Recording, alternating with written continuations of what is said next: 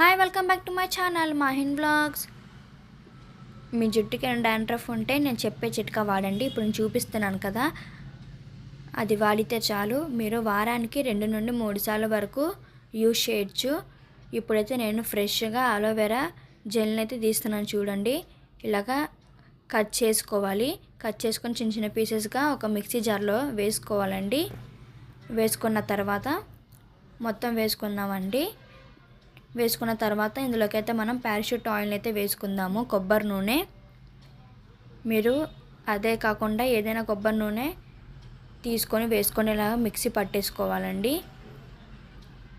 Mixie పట్టుకున్న తర్వాత ఇప్పుడైతే మనం వడగట్టుకోవాలి. చూడండి, ఇప్పుడు మొత్తం వేసుకున్న తర్వాత బాగా కలుపుకోవాలండి.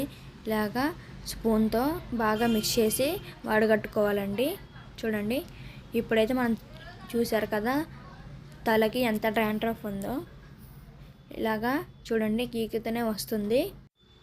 ఇప్పుడైతే మనం చేతిలో తీసుకొని చూసారు కదా, ఇలాగా లేయర్స్గా తీసుకొని మనం పెట్టుకోవాలండి. అప్లై చేసుకోవాలి. ఇలాగ బాగా అప్లై చేసుకోవాలండి. అప్పుడే అది వాటర్ అనేది లోపలికి వెళ్తుంది.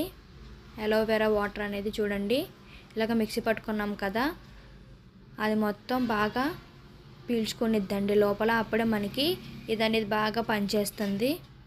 చూసారు కదా, ఇలాగ వేసుకొని లేయర్స్గా బాగా మసాజ్ చేసుకోవాలండి. తల మొత్తం రాసుకోవాలండి. ఎక్కడెక్కడ డాండ్రఫ్ ఉందో మొత్తం రాసుకోండి. అప్పుడే మీకు చాలా రిలీఫ్గా ఉంటుంది. అలానే కిందకు కూడా రాసుకోండి. కింద జుట్టు ఉండేది కదా, లాస్ట్లో కూడా రాసుకోండి. చూసారు కదా ఎలా రాస్తున్నాము. అలానే రాసి బాగా మసాజ్ అయితే చేయాలండి ఒక 5 మినిట్స్ పాటు. చూడండి, మీరు కూడా తప్పక యూజ్ చేయండి. వారంలో 2 నుండి 3 సార్లు వరకు రాసుకోండి.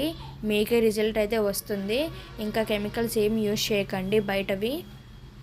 ఇదే న్యాచురల్ రెమెడీ అండి. తప్పక ట్రై చేయండి. చూసారు కదా, ఇలాగా మొత్తం రాసుకున్న తర్వాత మసాజ్ అయితే చేయాలండి. అప్పుడే అది మొత్తం లోపలికి వెళ్తుంది. చూసారు కదా, మొత్తం అయిపోయి ఇలాగ మనం